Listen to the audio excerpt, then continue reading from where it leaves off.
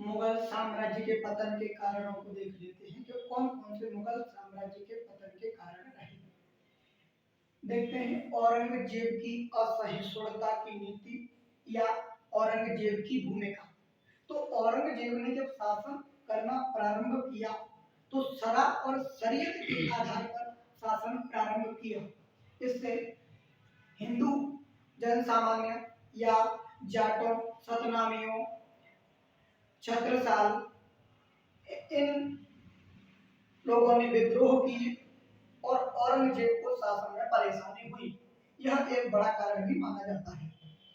अभी हम इधर भी देख लेंगे। दूसरा देखेंगे, दक्कन के सैन्य अभियानों में अधिक धन व्यय। ज्यादातर इसे औरंगजेब के संदर्भ में ही देखा जाता है।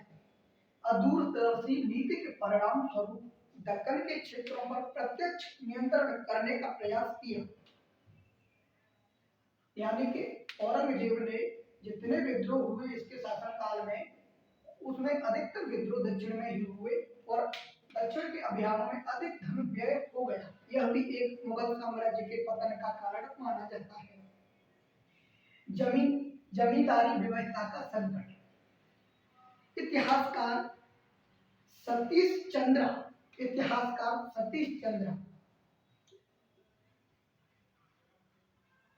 चलो ऐसे ही देख लेते हैं। इतिहासकार सतीश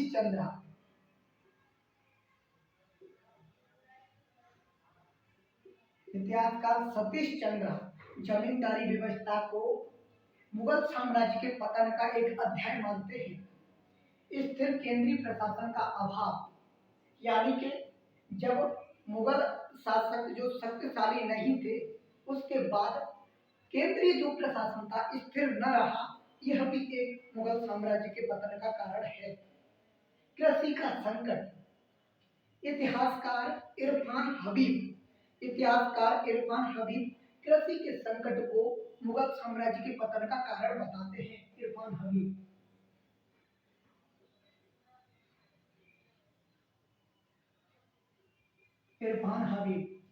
राष्ट्रीयता का अभाव। प्रोफेसर बिपिन चंद्रा, इतिहासकार बिपिन चंद्रा राष्ट्रीयता के अभाव को मुगल साम्राज्य के पतन का एक कारण मानते हैं कि इस समय राष्ट्रीयता का अभाव था जो मुगल साम्राज्य के पतन का कारण बना। और हम देख लेते हैं इसके बाद मराठों का उत्थान। महाराष्ट्र के क्षेत्र में मराठों का उत्थान एक महत्वपूर्ण घटना थी। इन्होंने हिंदू पद पादशाही की उपाधि धारण की और यह घटना भी मुगलों के पतन का एक कारण माना जाता है। विदेशी आक्रमण। मोहम्मद शाह के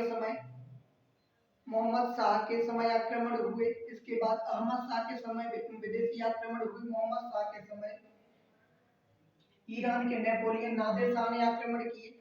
उसके बाद अहमद शाह के समय कई बार अहमद शाह अब्दाली के आक्रमण हुए। यह भी विदेशी आक्रमण। इस क्रम में देख सकते हैं दरबार में गुटों का उदय। जब तक शासक शक्तिशाली थे, मुगल शासक शक्तिशाली थे, दरबार में गुटों का उदय नहीं हुआ था। दरबार में राजा की भूमिका महत्वपूर्ण थी, लेकिन धीरे धीरे मुगल साम्राज्य के शासक कमजोर हुए, दरबार में गुटों का उदय प्रारंभ हुआ। हिंदुस्तानी गुट, ईरानी गुट, तुरानी गुट, ऐसे ऐसे अनेक गुट हुए जो अपने पक्ष में नीतियों को क्रियान्वित करवाते, राजा को बनाने में भूमिका निभाते। यह भी मुगल साम्राज्य के पतन का कारण है।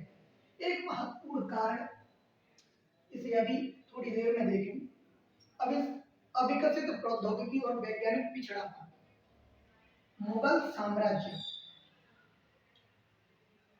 16वीं शताब्दी में जब वैज्ञानिक क्रांति आ चुकी थी, उस समय मुगल अविकसित प्रौद्योगिकी थी, इनके पास आधुनिकता की कमी थी, वैज्ञानिक पिछड़ापन था। जबकि विश्व के जैसे इंग्लैंड, फ्रांस यानी यूरोपीय देशों में वैज्ञानिक विकास हुआ और वैज्ञानिक क्रांति के फलस्वरूप इन्होंने अधिकतर विकास किया और यह इन पे भारी हो गए।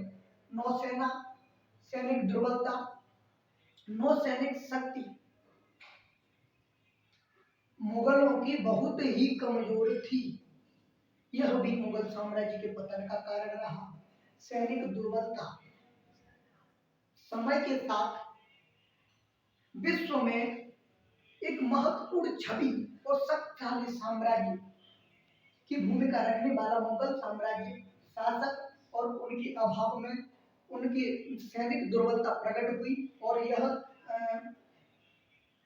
अन्य लोगों के सामने न टिक सका। अयोग्य उत्तराधिकारी। समय के साथ अयोग्य उत्तराधिकारी हुए, जिनमें अपन देख सकते हैं जहांदार साहब, फर्रुखसियर को लंपट मूर्ख कहा गया है। अपन अयोग्य उत्तराधिकारी में जैसे अयोग्य उत्तराधिकारी बहादुर शाह को शाह ए बेखबर, बहादुर शाह को शाह ए बेखबर, जहांदार शाह को लंपट मूर्ख और मोहम्मद शाह को रंगीला बादशाह कहा गया। तो ये अयोग्य उत्तराधिकारी दे गए। इसके साम्राज्य के पतन का अध्याय। इस अध्याय में हम देखेंगे कि मुगल साम्राज्य का पतन सिर्फ शासकों की नीतियों और क्रियाकलापों का परिणाम ही नहीं था। इस समय यूरोपीय साम्राज्यवाद के सामने एशियाई साम्राज्यों के पतन का अध्याय शुरू हुआ। जापान में शिंगुन की सत्ता, चीन का मंचूरियन साम्राज्य और तुर्की का ओटोमन साम्राज्यों का पतन एशियाई शक्तियों के सामने हुआ। यह क्रम भी एक मुगल साम्राज्य के पतन का कारण रहा। ठीक है, इतना देखते। हाँ, एशियाई साम्राज्यों के पतन का अध्याय, यानी कि यूरोपीय शक्तियों के सामने, यूरोपीय साम्राज्यवाद के सामने एशियाई शक्तियों का पतन का अध्याय शुरू हुआ। वो बता ही दिया आपको। जापान में शिंगुन की सत्ता, चीन का मंचूरियन साम्राज्य, तुर्की का ओटोमन साम्राज्य, इन साम्राज्यों के पतन का अध्याय शुरू हुआ। इसी क्रम में भारत में मुगल साम्राज्य के पतन का भी अध्याय शुरू हुआ।